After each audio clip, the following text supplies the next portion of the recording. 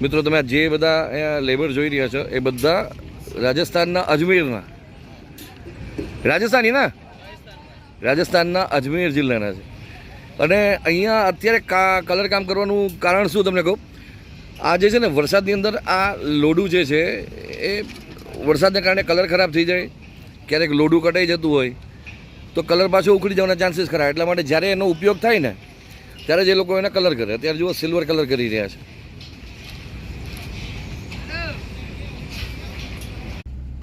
અને આ ભાઈની વાત ઉપરથી અજમેરી નહીં પણ એકદમ કાઠિયાવાડી લાગે છે આપણા, પણ એ જે કામ કરી રહ્યા છે ને જરાય સહેલું નથી, બહુ જ અઘરું કામ છે.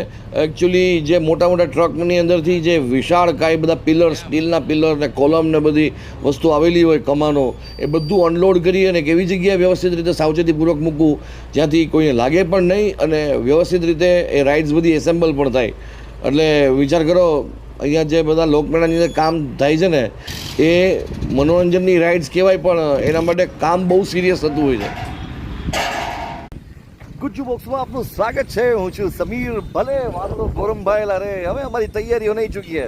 રાજકોટના મેળાની તૈયારીઓ, જ્યાં એકસાથે લાખો લોકો જે રેસકોર્સના મેદાનમાં ઉમટવાના હોય અને એના માટે હજારો લોકો કામે લાગી ગયા હોય અને કેટલી અગણિત ક્રેન્સ જે છે એ બધી ક્રેન્સ અત્યારના ક્યાંક ચકડોળ એસેમ્બલ કરી રહી છે તો ક્યાંક બીજી રાઇડ્સ જે છે એની તૈયારીમાં લાગી ગઈ છે. આવો તમને હું ક્રેન્સની અંદરથી દેખાડું કઈ રીતે આ બધા બીજી પેનલ્સ ને બધું જે છે એ અહીંયા એસેમ્બલ થાય છે અને પછી આખું સ્ટ્રક્ચર ઊભું કરવામાં આવે છે. ચકડોળથી માંડીને બધી રાઇડ્સ અહીંયા જે છે એ ફિટ કરવામાં આવે છે. Let's check it out. જો કે આપણે બધી વસ્તુને ડીપમાં નહીં જોઈએ કારણ કે એ લોકો કામ કરી રહ્યા છે, આપણે ડિસ્ટર્બ નહીં કરીએ, પણ ઓવરવ્યૂ આજે લેશું રાજકોટના મેળાની તૈયારીઓનો.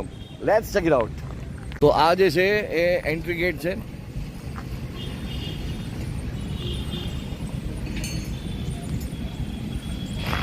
અને એક ગેટ જે છે રાજકોટ સીપી એટલે કે કમિશનર ઓફ પોલીસના બંગલોની બરાબર સામે, એની સામે ક્રોસમાંથી જે છે એક ગેટ જાય છે.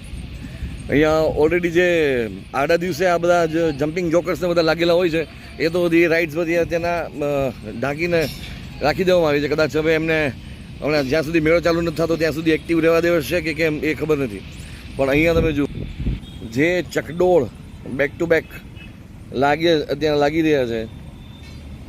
એક સમય એવું લાગતું હતું કે આ બધી રાઇડ્સ વગરનો મેળો થશે આ વખતે. મેં આ વખતે સાંભળ્યું તો એવું પણ છે કે આ વખતે જે પબ્લિક આવશે, જે ટ્રાફિક થવાનો છે એનો control for the very first time artificial ઇન્ટેલિજન્સની મદદથી થવાનો અને સાથે ડ્રોન કેમેરાથી સતત વોચ રહેવાની, એટલે એકદમ ટેકનિકલી સાઉન્ડ રહી શકે છે આ વખતેનો મેળો.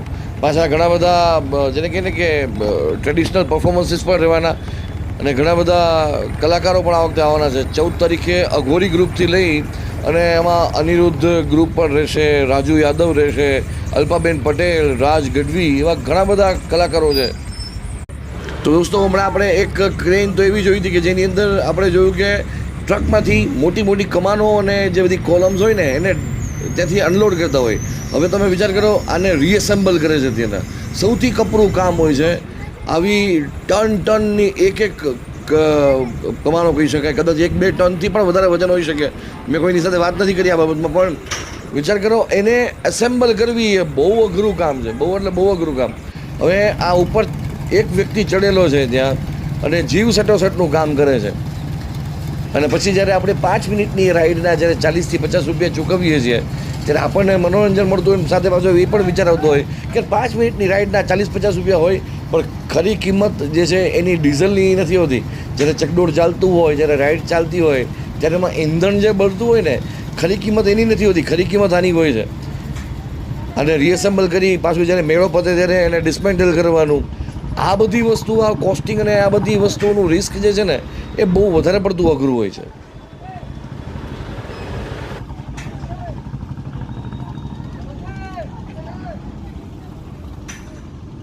તો દોસ્તો જે મેળામાં એકસાથે લાખો લોકો આવવાના હોય એ મેળાની તૈયારીમાં જો હજારો લોકો અને કેટલી ક્રેનો કામે લાગેલી છે અહીંયા.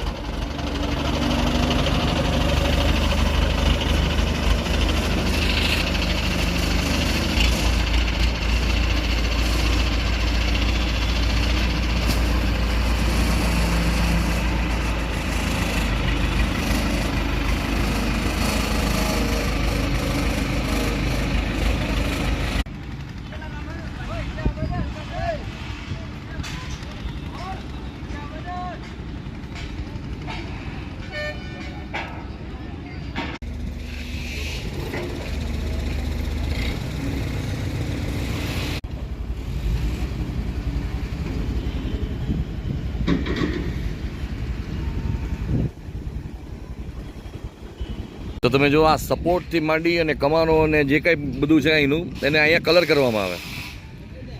મિત્રો તમે જે બધા અહીંયા લેબર જોઈ રહ્યા છો એ બધા રાજસ્થાનના અજમેરના,